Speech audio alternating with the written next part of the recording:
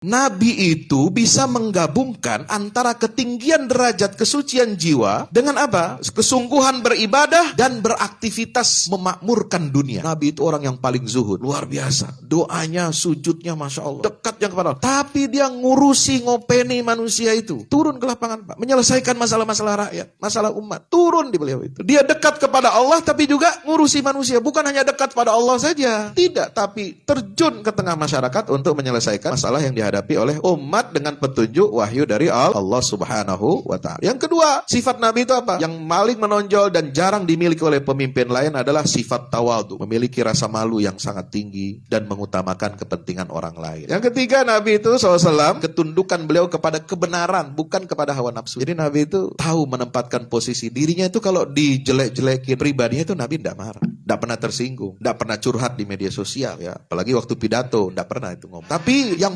bikin marah Rasulullah adalah ketika hukum-hukum Allah ini dilanggar. Ketika hukum Allah dilanggar, baru Nabi itu marah. Dan tidak, beliau itu pemaaf dalam urusan-urusan ya, hal-hal yang biasa. Urusan keduniaan, kalau ada buat salah sama beliau, oh gampang sekali maafkan.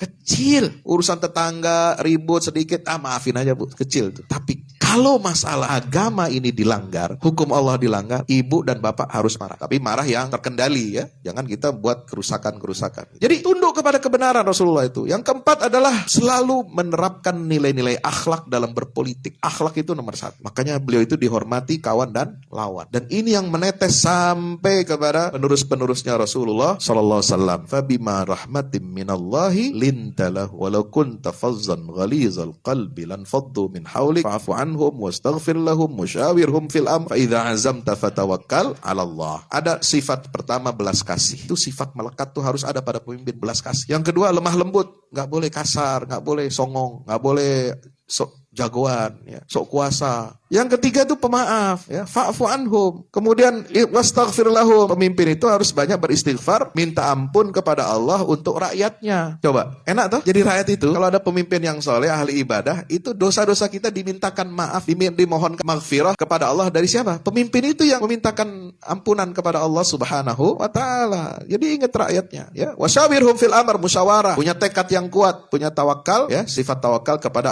Allah Subhanahu wa ta'ala. Nah, Bapak Ibu rahmati Allah, saya kira banyak sekali yang bisa kita pelajari dari aspek kehidupan Nabi SAW ya, senantiasa dibimbing oleh wahyu Allah Subhanahu wa ta'ala. Ya mudah-mudahan kita semua senantiasa dapat meneladani beliau ya, menghadirkan kembali pemimpin yang berkualitas, berakhlak, ya peduli kepada nasib rakyat dan umat Islam. Laqad ja'akum rasulun min anfusikum azizun 'alaihi ma 'anittum harisun 'alaikum bil mu'minina raufur rahim. Banyak sekali ayat-ayat Al-Qur'an yang berbicara tentang Nabi Muhammad sallallahu alaihi wasallam. Mudah-mudahan ini bisa menjadi contoh dan tauladan buat kita semuanya.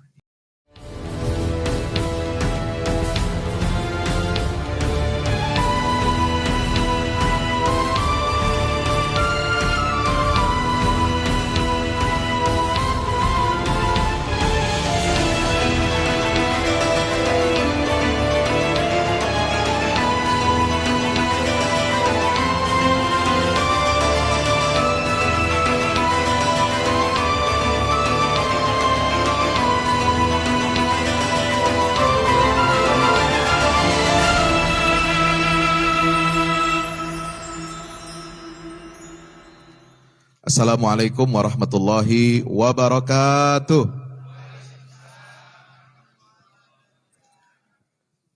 Yang saya hormati, sama-sama kita muliakan guru kita tercinta, Shahibul Bait, Al-Ustadz Kiai Haji Dr. Syakir Jamaluddin, MA. Yang sama-sama kita hormati seluruh jamaah pengajian Kopi Ngaji Sabtu pagi, yang insya Allah mudah-mudahan setiap langkah kaki kita semuanya, niat kita untuk hadir bermajelis ilmu, hadir di taman-taman surganya Allah Subhanahu wa ta'ala, mudah-mudahan senantiasa dicatat menjadi amal soleh untuk kita, amin. Menjadi pemberat timbangan kita di yaumil qiyamah, amin. Memudahkan jalan kita untuk menuju surganya Allah Ta'ala, amin. Dan menjadi asbab hidayah bagi kita, menjadi asbab turunnya rahmat, turunnya ampunan Allah, dan mudah-mudahan kita senantiasa dibanggakan oleh Allah Subhanahu wa taala di hadapan para malaikatnya. Amin. Allahumma amin. Alhamdulillah pagi hari ini di Sabtu edisi yang ke berapa? 80? 84. Berarti sudah hampir 2 tahun. Ya, kalau 1 tahun itu berapa? Berapa pekannya? Kurang lebih ada 50-an ya. 52 ya. Ya, kalau biasanya saya sama Kiai Syakir ini ingatnya itu 52 Jumat. Karena biasa ngisi khutbah Jumat gitu ya. Nah, kalau Sabtu ya sama lah kira-kira begitu. Ini luar biasa, saya sangat berterima kasih dan bersyukur kepada Allah Subhanahu wa taala yang pagi ini mempertemukan kita semuanya. Ya, tentu dengan wasilah guru kita ya Kiai Syakir yang subhanallah ya membuka hatinya sebelum membuka halaman tanah lapangnya untuk dijadikan oleh kita semua sebagai sarana untuk kita bermajelis ilmu. Ya, menjalankan perintah dari Allah, perintah dari Nabi kita Muhammad sallallahu alaihi wasallam agar kita terus meningkatkan ilmu kita. Untuk apa? Karena Islam ini merupakan agama yang sangat menghormati ilmu. Setiap langkah, setiap perilaku, setiap ucapan, setiap tindakan seorang muslim itu harus berdasarkan wahyu dari Allah Subhanahu wa taala. Kemarin saya cukup kaget mendapatkan berita dari kanal Republika Online. Judulnya agak bombastis. Itu saya tulis di Instagram. Tahu Instagram, Bu? Bu? Halo. Bapak tahu Instagram, Pak? Ya. Kalau seleb yang tampil di TV itu namanya selebriti. Kalau seleb yang terkenal di Instagram namanya selebgram. Ya. Saya posting di Instagram saya, itu saya mengutip dari kanal Republika Online. Judulnya Cina ingin buat Al-Quran versi baru. Menggabungkan Islam dan Konfusianisme. Saya beri komentar. Islam itu agama wahyu. Islam bukan agama budaya. Islam nggak bisa ente otak-atik atau dipermak sesuai budaya yang ente punya. Paham? Kalau belum paham, baca buku Profesor Alatas, Islam and Secularism. Di kanal berita itu saya juga berikan komentar. Karena saya buka linknya, itu judulnya apa, saya buka, apa sih maksudnya ini? Oh ternyata ini program yang disebut dengan sinisasi. Sinisasi itu bahasa yang agak aneh. Gampangannya itu Cinaisasi lah kira-kira begitu. Ini Cinaisasi ya kan? Agama kok disuruh tunduk ke dalam bingkai budaya lokal. Padahal Islam itu agama wahyu bukan agama budaya. Kalau agama budaya di luar Islam, bolehlah silakan Anda cocok-cocokkan, Anda oplos, Anda masukkan ke dalam program sinisasi. Tapi maaf, tidak bisa itu cocok dengan Islam. Ya mirip-mirip dengan istilah apa? Nusantara lah kira-kira begitu ya. Baik, saya tidak akan komentar lebih jauh. Ini hanya sekedar bahwa kita punya, ini sekedar pancingan saja, bahwa kita ini memiliki tantangan yang cukup besar. Ya. Betapa Islam ini sebagai agama, sebagai peradaban, yang memiliki sejarah yang sangat panjang, bahkan sejarah Islam itu sejak awal mula Allah ciptakan manusia yang sempurna yang namanya Adam alaihi salam itu, lalu kemudian risalah itu diteruskan oleh para nabi-nabi dan rasul setelahnya, sampai kemudian disempurnakan oleh Nabi kita Muhammad sallallahu alaihi wasallam. Itu merupakan sebuah kemajuan. Ya, ini kemajuan bagi umat manusia. Apa kemajuannya? Bahwa manusia itu di atas muka bumi ini, ya, dia mendapatkan bimbingan dari Allah Subhanahu wa taala. Ya.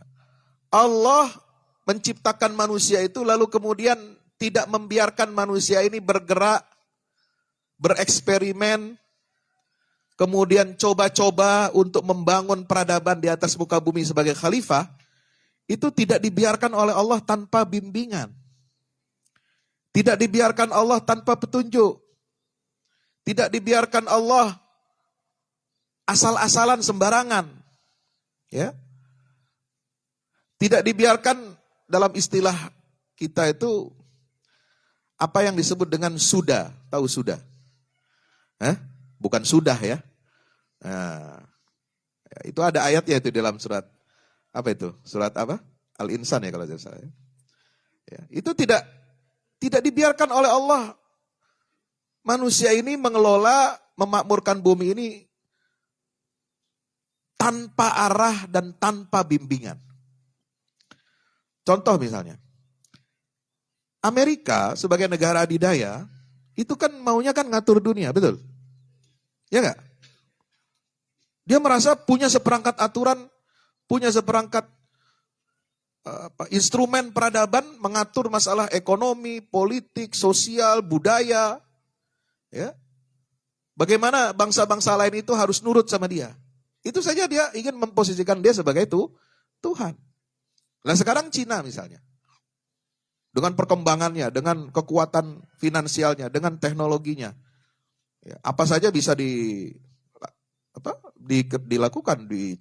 dibuat oleh mereka. Itu ingin mengontrol juga bangsa-bangsa lain di dunia. Dan ingin supaya bangsa-bangsa lain, nah sialnya, mohon maaf ya kata-kata sial ini ya, apesnya gitu ya, apa bahasa Jawanya itu ya?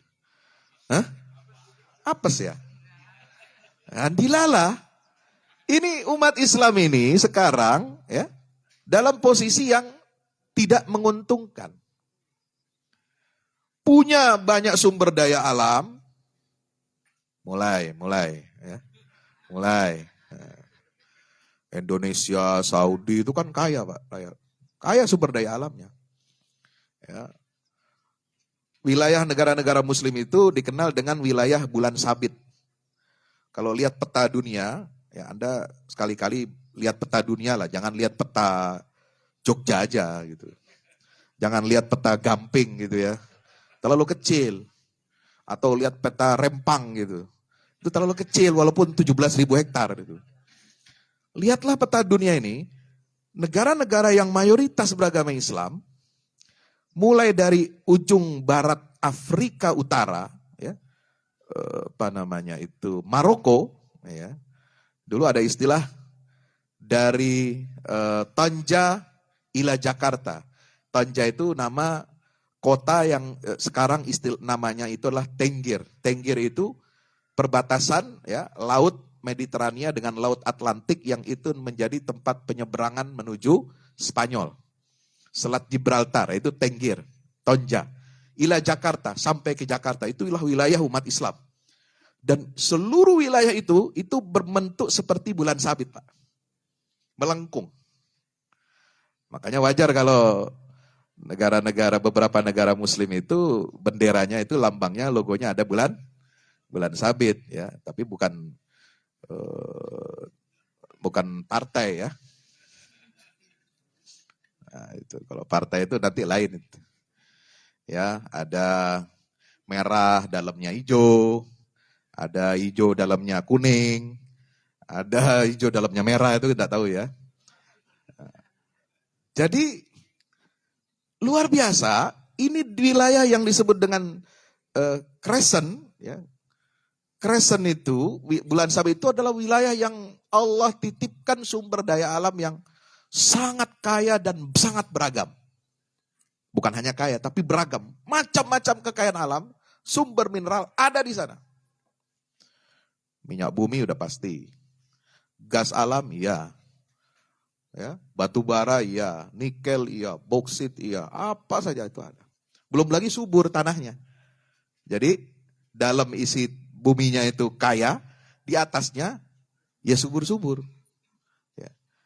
Ya, coba lihat sekeliling kita ini kan padi di mana-mana gitu ya, hijau di mana-mana gitu. Makanya orang Arab itu kalau ke Indonesia bilang, wah Indonesia ini qit'atun minal jannah, potongan dari surga. Alhamdulillah. Nah, sehingga posisi umat Islam yang begini hebat, tetapi tidak memiliki kekuatan dan kekuasaan yang seimbang yang bisa mengimbangi kekuatan negara-negara besar adidaya. Makanya mereka ingin mengatur-ngatur kita. Ya. 30-40 tahun yang lalu kita tahu ada program namanya liberalisasi Islam. Barat ingin mengontrol bagaimana umat Islam di dunia ini memahami Al-Quran, memahami kitab suci, memahami agamanya, itu dengan cara mereka berpikir. Ya, maka ada liberalisasi Islam. Sekarang, wah, ini ada negara lain yang mau nyundul Amerika gitu kan. Wah, dia udah mulai siap-siap ini. Jadi semua negara di dunia itu begitu. Maunya ngontrol orang. Maunya menentukan nasib bangsa lain. Maka ketika dia melihat Islam ini adalah sebuah agama, sebuah peradaban yang memiliki sejarah yang panjang, sejarah yang kokoh, sejarah yang gemilang, ditambah dengan kekuatan sumber daya alamnya yang luar biasa, demografi jumlah penduduknya pun besar, dan Islam menjadi agama nomor 1 yang paling cepat perkembangannya di seluruh dunia. Takbir. Mereka melihat ini sebagai ancaman. Ya. Maka perlu ada upaya-upaya untuk menundukkan bagaimana Islam ini dia tidak menjadi macan. Ya, bukan macan jadi meong. Ya. Ya. Jangan jadi macan ini. Jangan membangunkan macan tidur. Gimana caranya? Ya model tadi. Bikin Quran terjemahannya disesuaikan dengan budaya-budaya itu. Padahal karakter Islam, tabiat Islam itu adalah global. Wa ma arsalnaka illa rahmatan lil alamin. Wa ma arsalnaka illa mubasysyiran wa nadhira, wa ma arsalnaka illa kaffatan linnas. Ya ayuhan nas, itu selalu khitabnya dalam Al-Quran itu adalah untuk mengatur, untuk membereskan dan untuk membawa kedamaian bagi seluruh umat manusia. Maka itu Allah bekali umat manusia ini dengan apa? Petunjuknya, itu wahyu. Wahyu itu ada 2. Ada yang matlu, yang dibaca, yaitu Al-Quran. Ada yang ghairul matlu, yang tidak ditulis, yang tidak tertulis. Itulah hukum Allah yang ada di alam semesta.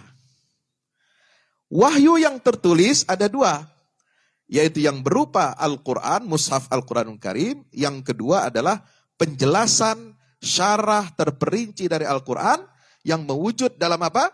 Perilaku, tindak tanduk, ucapan, contoh-contoh tauladan dari siapa? Rasulullah Muhammad sallallahu alaihi wasallam.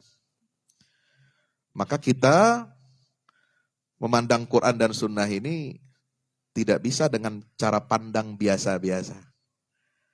Ya. Memposisikan Quran dan Sunnah ini bukan hanya kita menjadikan Quran dan Sunnah ini sekedar referensi untuk mengatur pernikahan, gitu. Referensi untuk misalnya menghadapi masalah perceraian, masalah waris, itu disebut ahkamul ibadat dan ahkam ahwal syakhsiyah. Tapi Al-Quran dan Sunnah itu adalah referensi bagi kita untuk menyelenggarakan semua aspek kehidupan kita umat Islam ini dalam seluruh dimensi kehidupan. Ya ibadah, ya akidah, itu udah pasti, itu pondasi.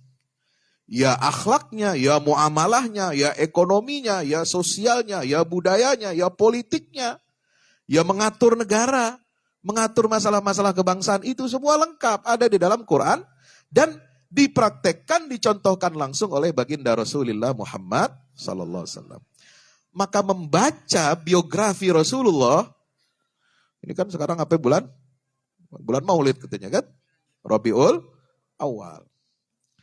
Itu tidak hanya sekedar puja-puji. Ya Nabi salam, salam alaika. Ya Rasul salam, salam alaika. Ya Habib salam alaika. Salawatullah alaika. Bermacam-macam pujian. Anta syamsun, anta badrun, anta nurun fauqa nuri, anta misbahus suduri. Kemudian anta iksirun wa ghali dan seterusnya. Banyak sekali pujian-pujian pada Nabi SAW. Ada yang pujian itu standar, ya. Ada juga yang dengan bahasa-bahasa kiasan yang menurut kita kok agak berlebihan, tapi saya hanya ingat satu tulisannya Imam Busiri dalam Burdah itu, wa mablaghul ilmi fihi annahu bashar wa annahu khairu khalqillahi kullihim. Setinggi-tinggi ilmu, pemahaman kita, pengenalan kita tentang Rasulullah SAW, dia tetaplah seorang manusia. Tapi bukan sekedar manusia biasa, yuha ilaih kalau dalam Al-Quran. Ya kan? Itu di Qul innama ana basyarum mithlukum yuha ilayya. Ya, akhir surat Al-Kahfi. Ya. Dia manusia biasa seperti kita, yamshi fil aswa, kalau dalam Al-Quran itu kan surat Al-Furqan itu kan ada itu. Jalan ke pasar, ya, ngurusi keluarga, ya seperti kita manusia. Tapi yuha ilaih, senantiasa terbimbing oleh wahyu. Itulah mestinya kita ini menjadi seorang muslim, pengikutnya Rasulullah SAW, itu harus menjadi sosok yang seperti itu. Kita ini bashar tetapi dibimbing oleh wahyu. Bukan kita yang dapat wahyu. Betul? Ya gak boleh nanti, Ustadz nih nanti ngajarin ini kok umat Islam kok nerima wahyu. Enggak, ya jangan salah paham ente. Ya, itu sekarang kita konteksnya itu bukan menerima wahyu, tapi menerima bimbingan dari wahyu Allah Subhanahu, dan kita wajib menjalankan itu. Jadi kita sama, basyarun yuha ilaina. Nah, istilah kita sekarang begitu. Maksudnya bukan lagi kita menerima wahyu baru, tapi kita menjalankan bimbingan Allah yang telah diberikan kepada Nabi kita Muhammad sallallahu alaihi wasallam. Baru ini kita menjadi khairu ummah, umat yang terbaik. Maka membaca biografi Rasulullah, kita harus tempatkan dalam tempatnya yang sesuai dengan makamnya Rasulullah SAW. Dia sebagai apa? Sayyidu waladi Adam. Pemimpin penghulunya seluruh anak Adam. Dia sebagai Al-Bashir, An-Nadhir. Dia sebagai pemberi kabar gembira, pemberi peringatan. Ya. Da'iyan ilallah biiznihi wa sirajam munira, sebagai penyeru ke jalan Allah dan memberikan pelita yang terang benderang untuk jalan hidup manusia. Ya. Dan posisi yang paling tepat untuk Rasulullah adalah pemimpin bagi seluruh umat manusia, karena dia adalah wa ma arsalnaka illa rahmatan lil alamin. Bagaimana memberikan rahmat bagi seluruh alam manusia kalau Islam ini tidak bisa mengatur seluruh umat manusia? memberikan panduan hidup untuk kebahagiaan dan kesejahteraan umat manusia, maka kita tempatkan sirah Nabi. Saya selalu sangat mengagumi karya sirah Nabi SAW yang mengaitkannya dengan masalah bahwa beliau ini bukan hanya sekedar pemimpin spiritual, tapi juga pemimpin negara, pemimpin politik. Maka biografi politik Rasulullah. Nabi Muhammad disebut dalam Al-Quran dengan nama Muhammad itu 4 ayat. Ya, pertama di surat Ali Imran ayat 144, ya kan? Wa ma Muhammadun illa rasul qad khalat min qablihi rusul, ya. Al-Ahzab ayat 40, maka Muhammadun aba ahadim min rijalikum walakin Rasulullah wa khataman nabiyyin. Yang ketiga surah Muhammad, ya. Alladzina amanu wa amilus wa amilus shalihat wa amanu bima nuzzila ala Muhammadin wa huwal haqqu min rabbihim. Dan yang keempat surah Al-Fath ayat 29, Muhammadun Rasulullah walladzina ma'ah. Nah, saya ingin melihat Rasulullah ini dari perspektif seorang pemimpin politik. Ya, pemimpin yang membawa rahmat bagi seluruh alam semesta. Apa parameter kesuksesan Rasulullah? Ya, waktunya berapa lagi nih? Ya, ini kadang-kadang saya nggak bisa dikontrol di waktunya. Ya, ingatkan ya, 15 menit lagi ya katakan. Yang pertama, apa parameter ukuran kesuksesan dan kebesaran Rasulullah sebagai pemimpin? Satu, memiliki karakter-karakter akhlak personal yang ada pada dirinya. Yang kedua, keunggulan prinsip-prinsip dalam prestasi yang beliau capai. Yang ketiga, kemampuan untuk mengeksekusi, menjalankan risalah. Karena banyak orang punya konsep hebat, orang punya program-program hebat, tapi tidak bisa dieksekusi. Ya. Yang ketiga, kesuksesan seorang pemimpin itu adalah yang keempat, yang terakhir adalah ketika seorang pemimpin itu berhasil mencetak dan mengkader calon-calon pemimpin berikutnya tanpa menyebut nama. Halo? Halo? Rasulullah itu cawe-cawenya itu mendidik kader, bukan nyebut nama. Ya. Maka nama yang sering diangkat kalangan Syiah menyebut fulan-fulan sebagai penerus pengganti Rasulullah itu kan nggak benar, nggak ada. Nabi sebagai wasi, pemberi wasiat bahwa Ali harus jadi pemimpin, nanti setelahnya Hasan, nanti setelahnya Husain, terus sampai 12 keturunannya, terus sampai beginilah, sampai lebar begitu. Nggak ada itu hadis yang begitu, nggak ada. Maka Nabi itu nggak pernah cawe-cawe urusan keluarganya itu jadi pemimpin. Ya, itulah faktor kesuksesan. Nah, ayat Al-Fath tadi yang 29 itu menunjukkan bahwa beliau sejak awal ya diberikan kemampuan oleh Allah Subhanahu wa taala dan sudah dipagari bahwa beliau itu adalah orang yang sukses membangun dan mencetak kader. Muhammadun Rasulullah walladzina ma'ahu. Dengan sifatnya asyidda, ruhama, tarahum ruk'an sujada, yabtaghuna fadlan minallahi wa ridwana, simahum fi wujuhim. Ujungnya apa? Fa'azara, wasfastaghlaza, fastawa ala suqih yu'jibu zurra'a liyaghiza bihimul kuffar. Seperti pohon dibangun oleh Rasulullah. Jadi Nabi itu membangun kadernya itu mulai dari akarnya dikuatkan, lalu kemudian batang tubuh pohon itu besar, ya, kemudian tinggi menjulang dan tidak bisa tidak bisa digembosi, tidak bisa dipatahkan, ya. Kenapa? Karena mereka ini saling menguatkan, ya, luar biasa. Itu ungkapan yang saya melihat itu Tidak sesederhana yang kita bayangkan bahwa sifat sahabat itu begini. Tidak. Ini adalah desain dari Allah Subhanahu wa taala bahwa Rasulullah memang dia adalah pantas dia menjadi Rasul akhir zaman. Kenapa?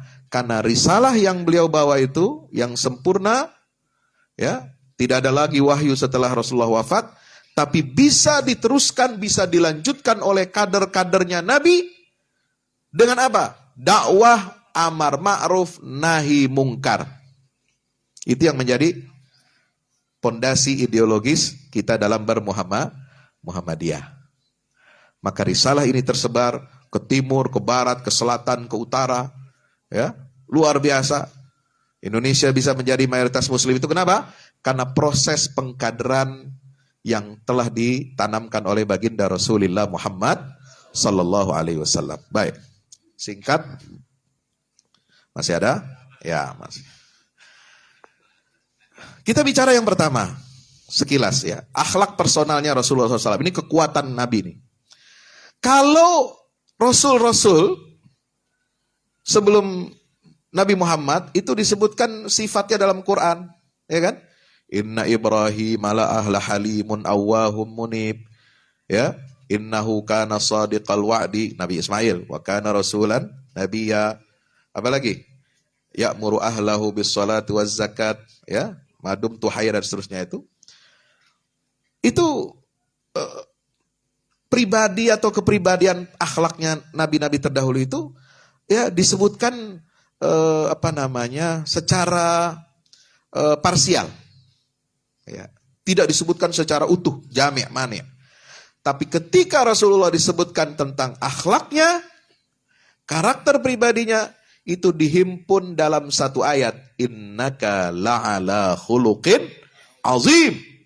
Semua akhlaknya, semua karakter kepribadian seluruh Nabi dan Rasul ada pada diri Nabi kita Muhammad sallallahu alaihi wasallam. Dia penyabar, dia penyayang, ya, seperti siapa? Yakub, Yusuf penyabar. Dia penyantun, dia sering menangis, bertobat seperti Nabi ada di dalam dari Nabi SAW.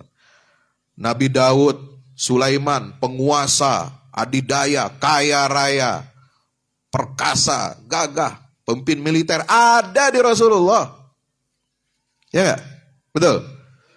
Ya Dawud inna ja'alnaka khalifatan fil ardi fahkum bainan nas wala dan seterusnya itu semua ada pada Nabi SAW. Nabi Sulaiman, wali Sulaiman riha ghudwa syahrun warahu asyar wa asalna lahu ainal qitr. Maka mukjizat-mukjizat yang ada pada Nabi sebelumnya yang bersifat fisik juga diberikan Allah kepada Nabi kita Muhammad SAW. Batu bisa bicara kepada Rasulullah, ya. Kayu pelepah batang kurma itu nangis karena biasa disandari oleh Rasulullah ketika pembangunan Masjid Nabawi diperluas, Nabi tidak bersandar lagi di situ, nangis dia. Ya. Subhanallah. Uhud itu bagaimana dia senang gembira ketika didaki oleh Rasulullah. Siapa di sini yang suka daki gunung? Ya, hiking ya. Itu kalau saudara daki gunung, bukan gunungnya yang senang. Kenapa? Gunungnya itu kesel karena banyak orang maksiat naik ke atas gunung. Ya, muda-mudi itu ya, pacaran, sampai ngebakar Bromo itu ya.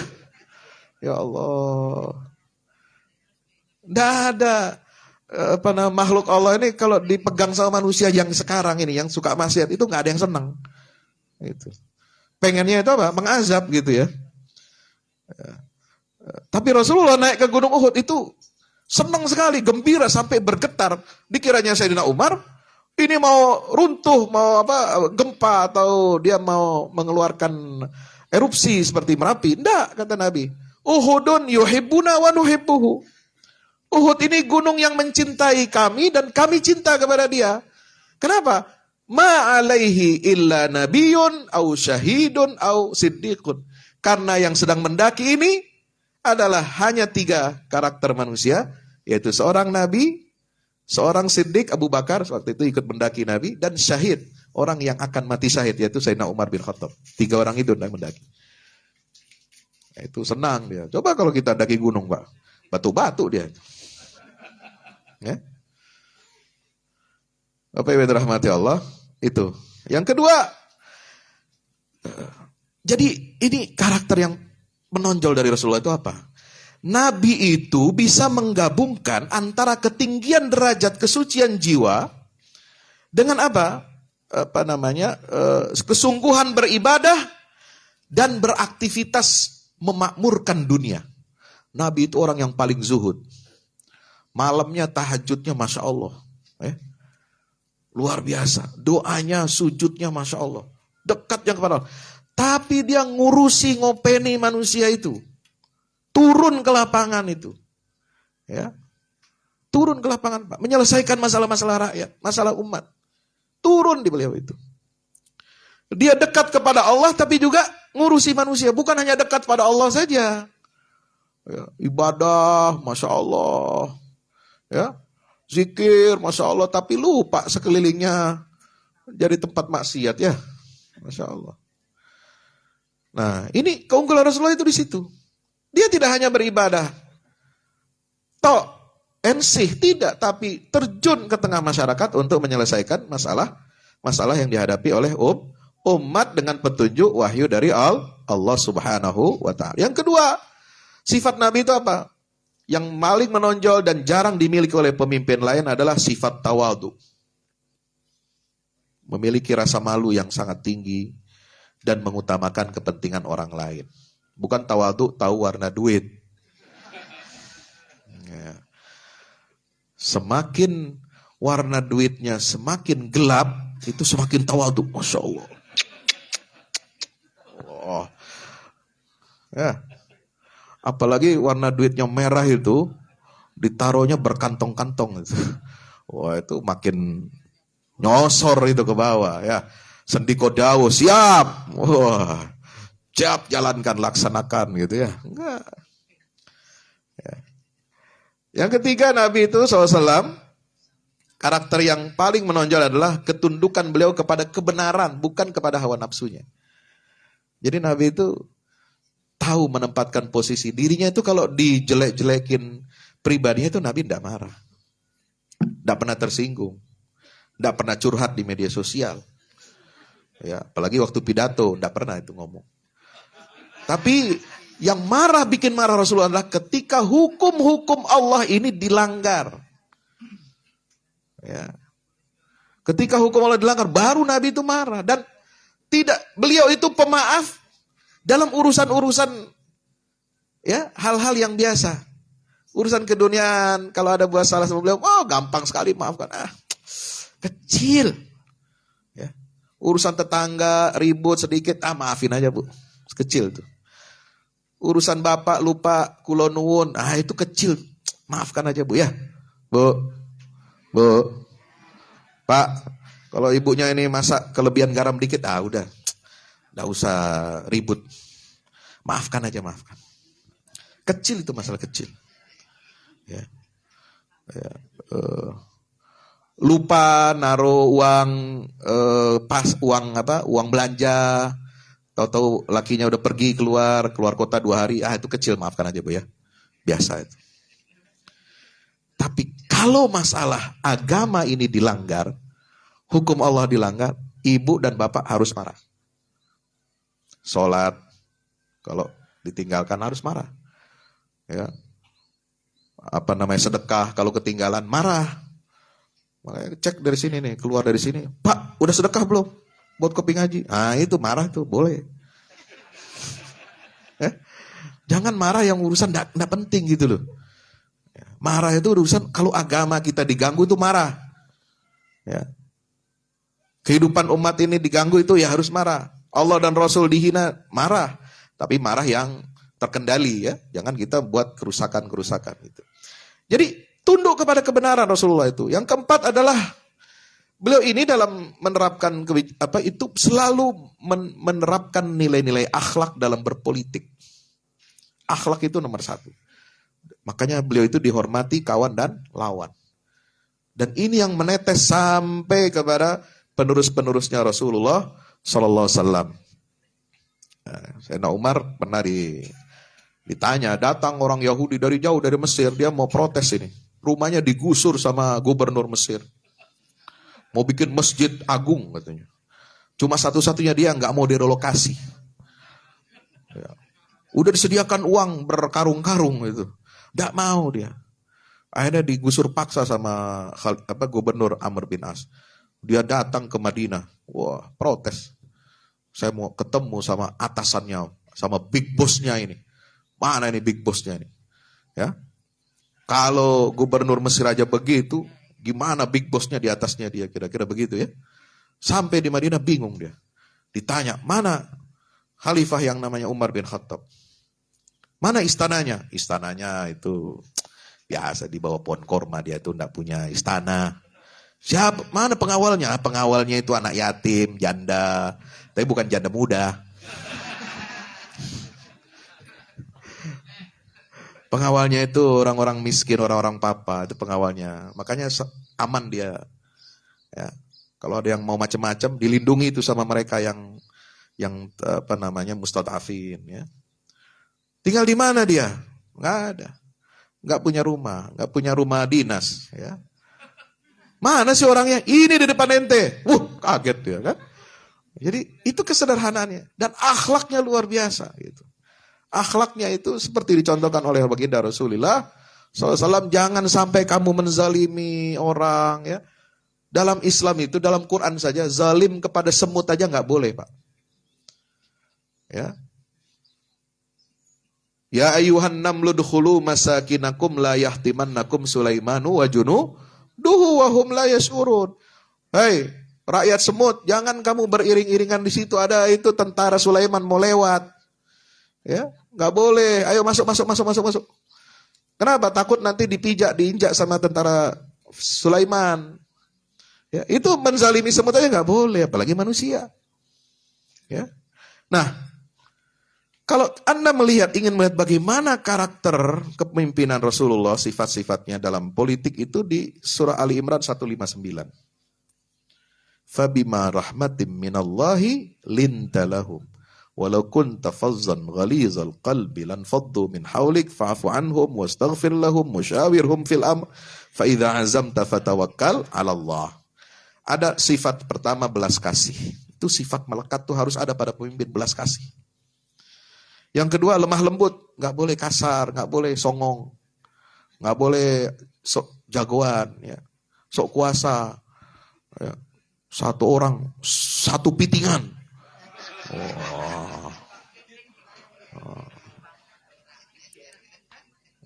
Terus diralat, piting itu artinya merangkul. Tapi ya Jan. Sejak kapan itu kamus? Nanti kamus itu seenak-enaknya dirubah itu nanti artinya. Ya. Ya tuh. Berarti nanti video yang bagaimana menunjukkan kita keluar dari pitingan itu, berarti kita artikan keluar dari rangkulan. Nah, kan begitu ya. Itu. Yang ketiga itu pemaaf. Ya, fa'fu anhum. Kemudian wastaghfir lahum. Sering pemimpin itu harus banyak beristighfar, minta ampun kepada Allah untuk rakyatnya. Coba. Enak toh? Jadi rakyat itu, kalau ada pemimpin yang soleh, ahli ibadah, itu dosa-dosa kita dimintakan maaf, dimohonkan maghfirah kepada Allah dari siapa? Pemimpin itu yang memintakan ampunan kepada Allah Subhanahu wa ta'ala. Jadi ingat rakyatnya. Ya, wasyawirhum fil amr, musyawarah. Punya tekad yang kuat, punya tawakal. Ya, sifat tawakal kepada Allah Subhanahu wa ta'ala. Nah, berikutnya saya ingin memberikan contoh bagaimana keunggulan, ya, kecakapan Rasulullah dalam berinteraksi. Ya, satu, memiliki sifat perilaku dan sifat kasih sayang kepada semua makhluk, bahkan kepada binatang sekalipun.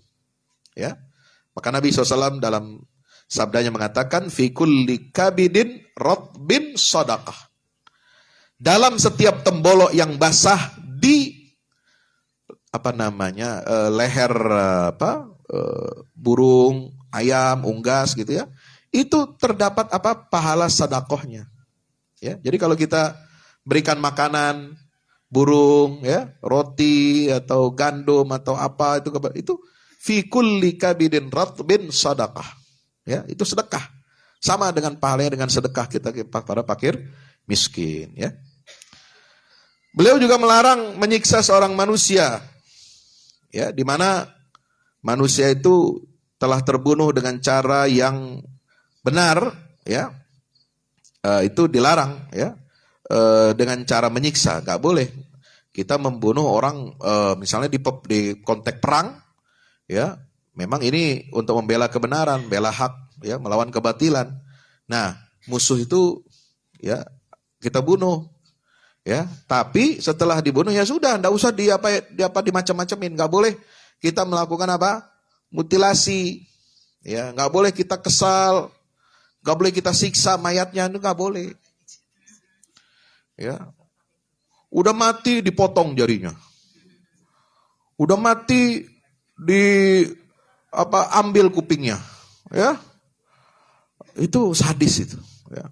Atau dipotong-potong bagian tubuhnya, atau yang lebih sadis lagi pakai cairan kimia, dihilangkan barang bukti, jasad mayatnya itu hilang, jadi cairan, masuk ke comberan. Coba bayangkan, sadisnya manusia itu. Nah, yang begini ini nggak benar. Sahabat, kepada binatang saja kita menyembelih secara syar'i, itu kata Nabi apa? Idza qataltum fa ahsinul qitla wa idza dzabhtum fa ahsinudz dzibhah. Ya, kalau kamu menyembelih hewan, ya sembelihlah dengan cara yang ihsan. Cara yang ihsan itu apa? Ya, nggak boleh menyakiti, nggak boleh ngelihat temannya, ya, yang masih hidup, jangan ngelihat yang sedang disembelih, gitu. Dan seterusnya, ya. Nah, kemudian orang itu bisa masuk neraka karena apa? Karena persoalan sepele, karena tidak memberikan makanan untuk kucing misalnya. Nah, itu. Dakhalat imra'atun nar fi hirratin habisatha atau habasatha. Itu ada kata Nabi digambarkan seorang itu bisa masuk neraka, perempuan, ya. Bukan berarti perempuan saja tapi laki-laki juga ini, ya. Kalau dia menyiksa, ya, mengurung kucing, ya, tidak diberi makan. Fala hiya at'amatha wala hiya tarakatha ta'kulu fi min hasyasil ardi. Dia enggak biarkan, dia tidak empanin, tidak dikasih makanan kucing, atau tidak dibiarkan dia untuk mencari makanan sendiri. Itu dosa, itu bisa menyebabkan kita masuk neraka. Nabi itu orang yang sangat mencintai perdamaian, ya, memperkenalkan umat manusia satu dengan yang lainnya. Inna khalaqnakum min dzakari wa untha wa ja'alnakum syu'uban wa qabaila lita'arafu. Tapi ketika kita walaupun berperang pun, tapi kita ditawarkan perdamaian, maka kita harus memilih untuk jalan damai. Tapi perdamaian yang kita berikan kepada orang, itu dijalankan Nabi. Al-Quran memberikan garis tegas bahwa kita tidak boleh apa? Mengorbankan harga diri kita. Kalau diganggu, damai, tapi kita diganggu, nah itu kita tidak bisa begitu. Ya, kita harus melakukan persiapan. Jadi Nabi itu selalu seimbang antara menunjukkan kelemah lembutan dan kekuatan. Wa'iddu lahum mastata'tum min quwwatin wa min ribatil khail turhibuna bihi aduwallahu wa aduwakum. Ya, surat At-Taubah ayat 61. Ya, itu dia Al-Anfal, ya, mohon maaf. Itu harus seperti itu. Jadi seimbang kepemimpinan Rasulullah sallallahu alaihi wasallam, ya. Nah, Bapak Ibu dirahmati Allah, saya kira banyak sekali yang bisa kita pelajari dari aspek kehidupan Nabi SAW, ya, senantiasa dibimbing oleh wahyu Allah Subhanahu Wa Taala.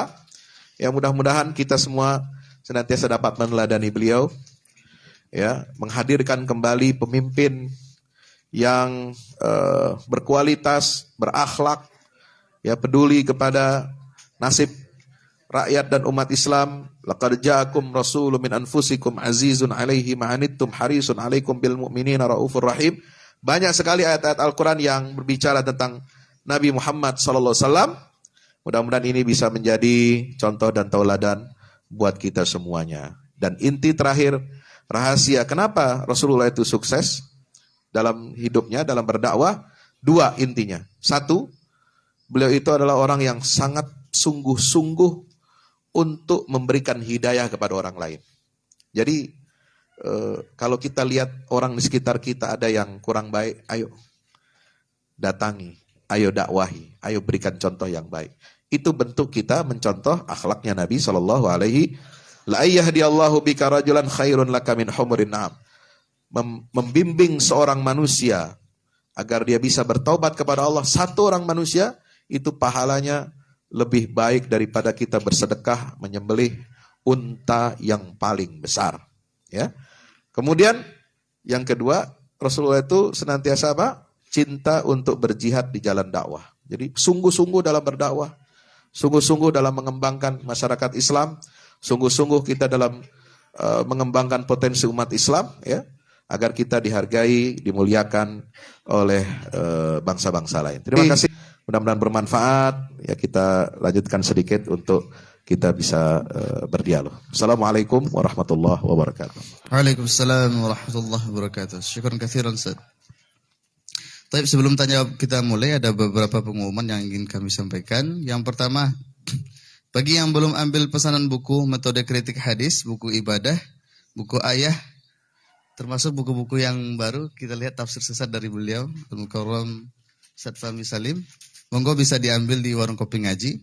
Kemudian infak dakwah kopi ngaji hari ini sejumlah Rp1.885.000. Alhamdulillahirabbil alamin. Syukran kami ucapkan kepada jamaah. Jazakumullah khairan katsiran. Kemudian ada juga sebagian 1/7 dari infak kita salurkan untuk bangun 2 kelas sekolah dasar Muhammadiyah Bodeh. Ada juga infak parkir sukarela untuk renovasi Mushola Fatimah Bodeh. Baik, selanjutnya kami persilakan kepada para jemaah. Mungkin ada 1 atau 2 orang yang mau bertanya, silakan. Bapak-bapak, ada 1, 2.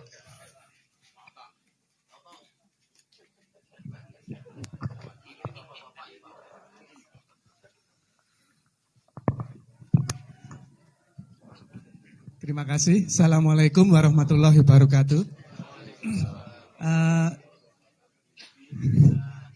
Sangat bagus apa yang disampaikan Ustaz Fahmi tentang politik, ya.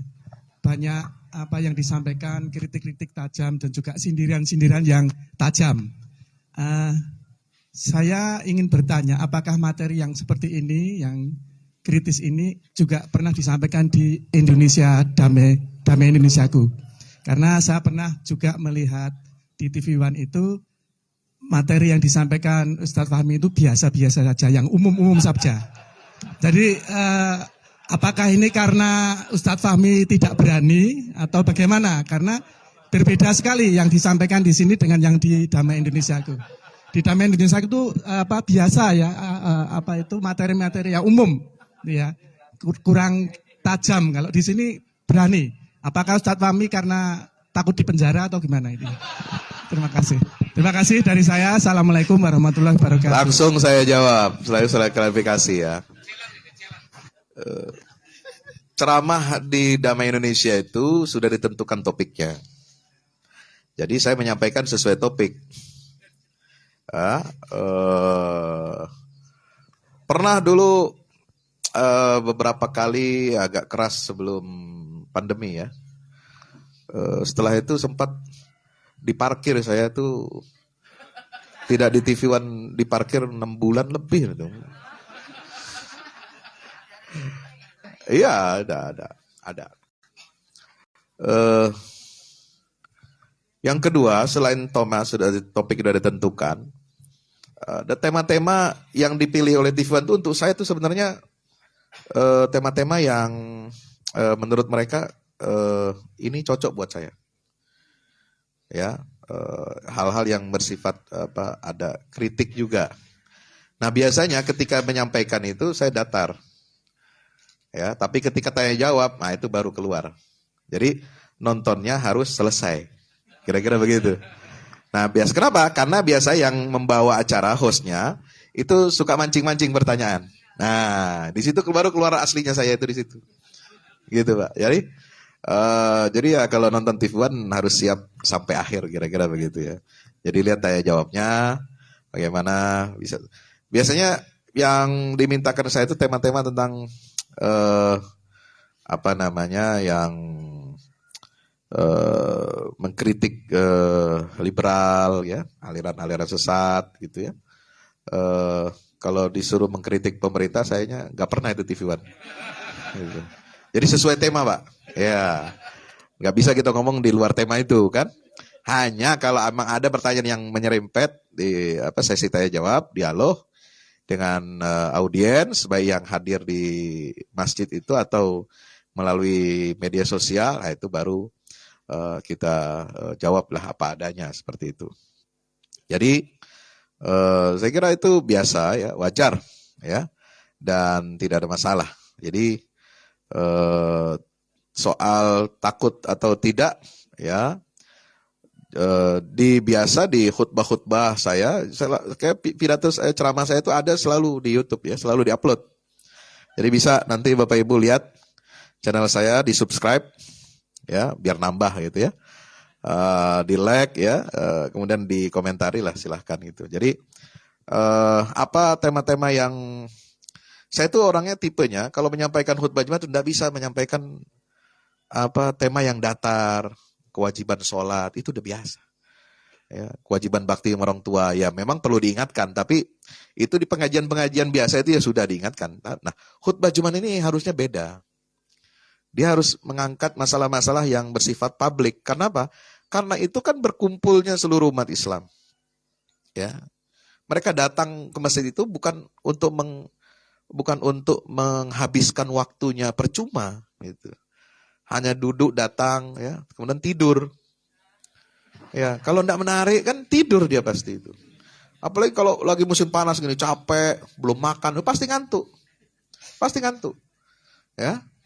Maka membangkitkan ghirah umat itu ya melalui khutbah, tapi perlu disampaikan dengan tegas tapi terukur.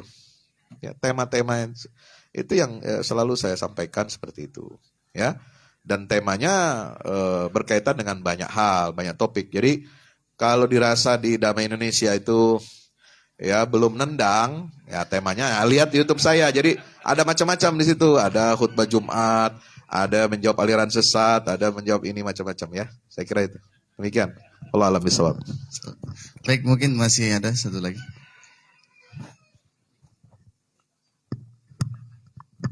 Ada di belakang?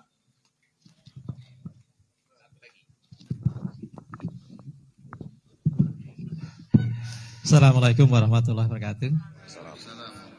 Menarik sekali Ustadz terkait dengan biografi politik Rasulullah. Namun perlu banyak pertanyaan yang mesti kita sampaikan nih mestinya.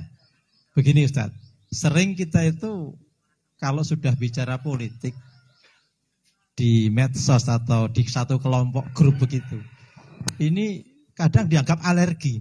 Dan yang nentang malah ya orang kita sendiri, orang Islam sendiri. Ini ya, sehingga kadang-kadang sulit kita ini ingin menyampaikan satu kebenaran, menguatkan begitu, yang tentang orang kita sendiri. Kita pernah dengar dari satu ustadz itu, ada yang menyampaikan, kalau kita tuh menghilangkan politik dari agama, kita bisa syahadat ulang. Karena politik bagian daripada agama. Sementara kalau kita menyampaikan sedikit tentang politik saja, ini kadang-kadang seolah seperti alergi. Jangan di sini, nanti kita pecah nanti. Ini yang sering kita dengarkan.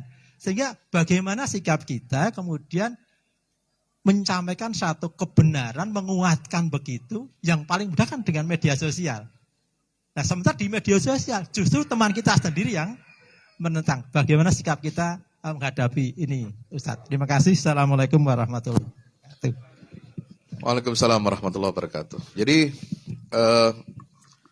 amar ma'ruf nahi mungkar ya dalam berdakwah, dalam menyampaikan materi ataupun kita tawasaw bil haq tawasaw bis sabr kepada sesama ya, terutama sekarang kan eranya media sosial gitu ya. Itu juga perlu memperhatikan rambu-rambu. Bedakan antara mana yang memang itu fakta dengan yang masih katanya ya, atau hoax ya. Nah, kita jangan mudah menyebar itu. Kadang-kadang video yang tidak ada kaitannya, tidak konteks sesuai konteks yang sekarang, kemudian kita upload ulang, lalu kemudian kita berikan caption baru, dibumbui baru untuk ini. Nah, itu saya kira tidak pas. Ya, atau mengutip banyak hal yang kemudian tidak pas dengan konteks saat ini. Nah, itu. Jadi perlu kita tahu rambu-rambunya. Ya. Nah, di satu sisi sikap alergi seperti itu juga sebenarnya tidak menguntungkan kita. Ya, tidak menjadi karakter umat Islam ketika dia itu alergi ketika bicara tentang politik. Ya. Nah, kalau kita tidak ingin menggunakan bahasa politik, gunakanlah bahasa yang menjadi istilah ya, dalam dakwah, ya, yaitu amar ma'ruf nahi mungkar atau tawasau bil haq tawasau bis sabr. Nah, menyampaikan tausiah itu ya sebaiknya juga tidak menunjuk orang per orang. Ya, tidak menunjuk orang per orang. Karena biasanya itu akan dijadikan sebagai alat senjata untuk menjerat ya seseorang dengan pasal pencemaran nama baik dan sebagainya, gitu ya. Maka hindari menunjuk orang per orang. Ya, menunjukkan ini saja fenomena umum yang sekarang memang orang sudah tahu, ya. Udah paham. Ketika saya menyampaikan tadi kan sini oh udah paham. Oh ini kan, oh ini ke sini kan gitu. Jadi tanpa menyebut nama atau inisial enggak usah, ya. Enggak usah disebut nama inisial, enggak usah. Ya, jadi sama seperti dulu dari zaman Orde Baru, Orde Lama, ya, Orde Baru, kemudian awal reformasi, itu dulu ulama itu ya kritis-kritis. Ya, namanya ulama itu kritis, ya. Dulu yang kritis kepada Orde Baru itu banyak dari kalangan tokoh-tokoh Nahdlatul Ulama itu kritis sekali kepada Pak Harto itu. Ya nggak tahu apa sebabnya ya. Mungkin kita tahu sebabnya itu. Ya, kebijakan-kebijakan itu. Ya, kemudian berganti kepemimpinan, ya, berganti situasi sosial politik, ya berganti juga modelnya, gayanya begitu. Nah di Muhammadiyah itu juga saya melihat kalau Muhammadiyah itu saya lihat di akar rumputnya itu konsisten. Maksud saya konsisten begini, ya datar kemudian ya sama gitu dari dulu sampai sekarang gitu. Ya kritisnya tetap kritis. Tetapi yang namanya pimpinan organisasi atau elit ormas itu harus pandai-pandai menyikapi, ya, memposisikan diri. Tidak bisa seradak seruduk, ya, tidak bisa asal tembak, tidak bisa asal keras gitu ya. Sebab yang di bawah ini adalah gerbong masyarakat, ya. Di bawah ini adalah jamaah. Di bawah ini adalah kepentingan dakwah. Jadi bisa kita menyampaikan kritik sekeras apapun, ya. Kalau dalam konteks elit ormas itu, tetapi tetap kita bisa bekerja sama, ya. Tidak harus misalnya satu masalah yang kita kritik lalu kemudian kita menutup semua pintu untuk bisa berkolaborasi, bekerja sama, bermitra dengan pemerintah.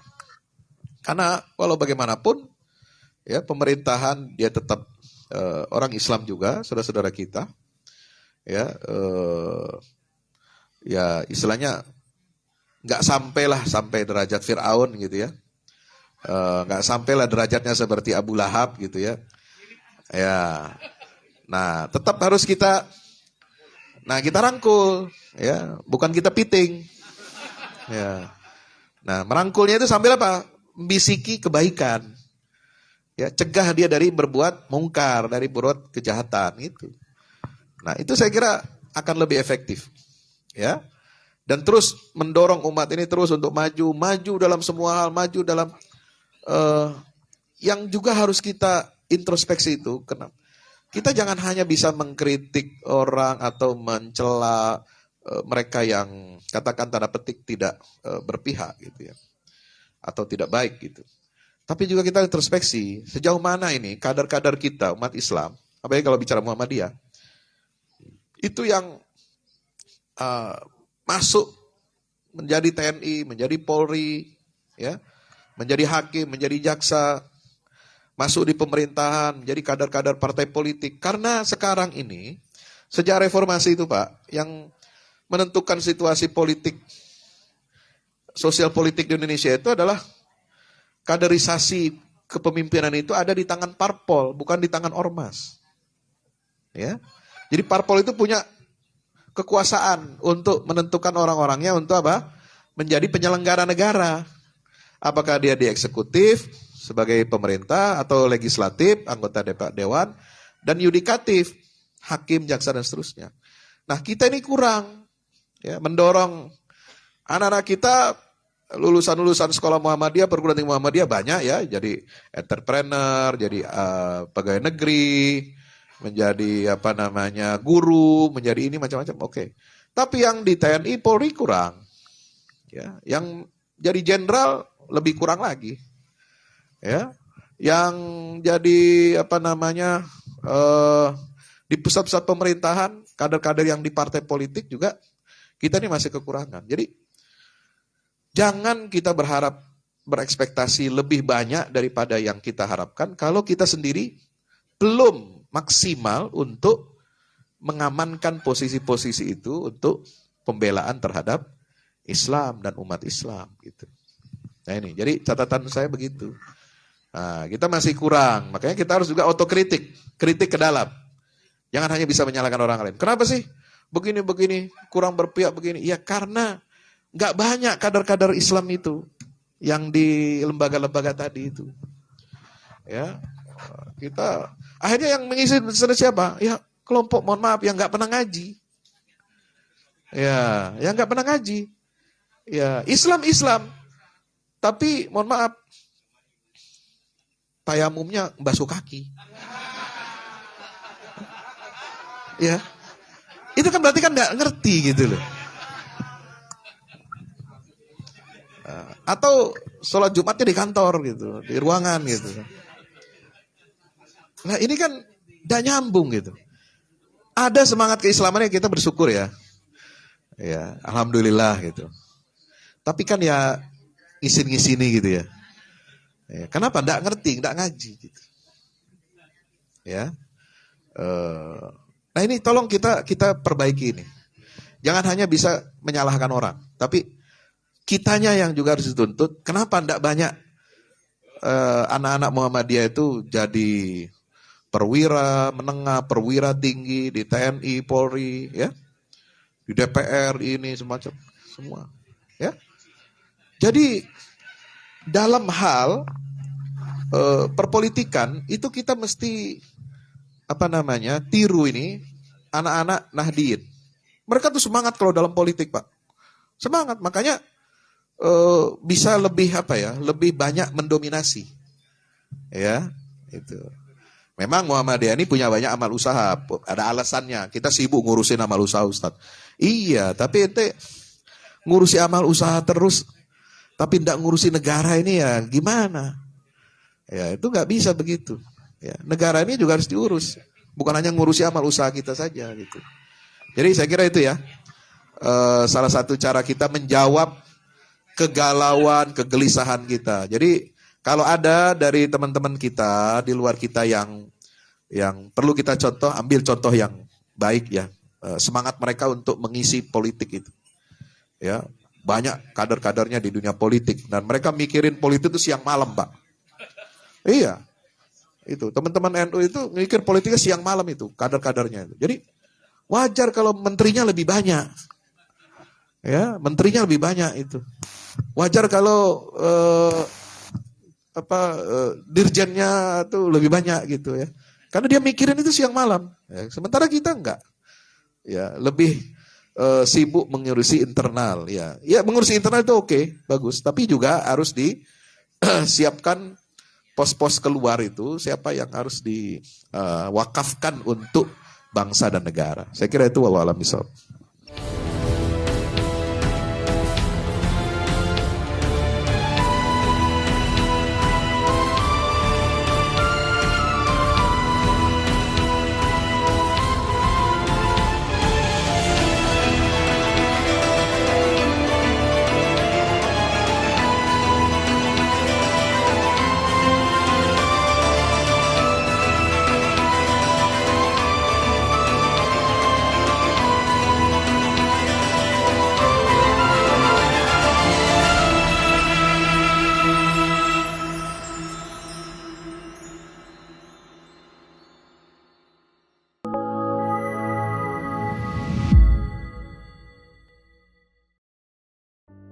Assalamualaikum warahmatullahi wabarakatuh.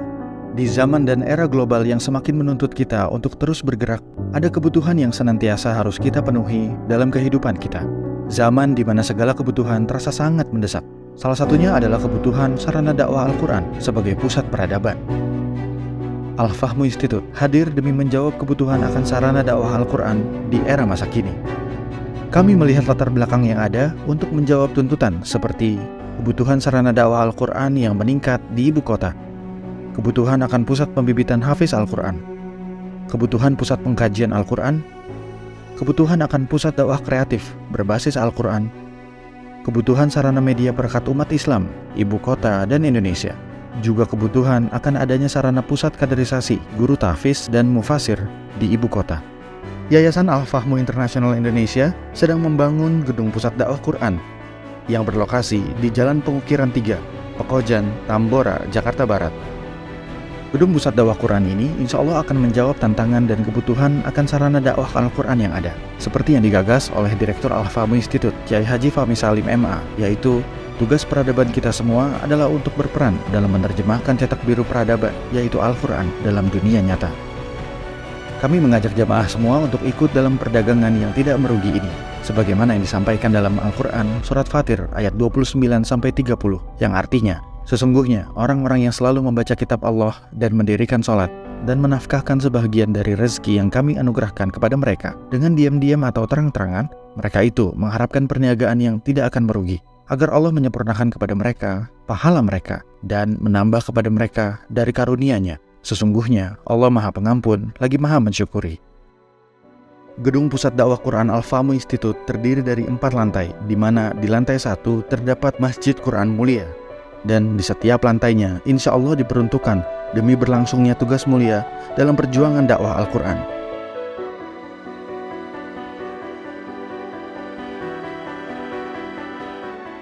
Berikut adalah rencana anggaran biaya yang dibutuhkan dalam pembangunan Gedung Pusat Dakwah Quran.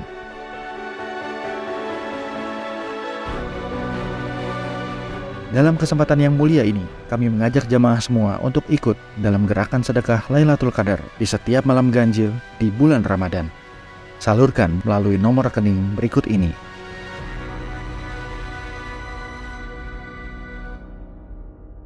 Al-Fahmu Institute, bahagiakan Indonesia dengan dakwah Quran.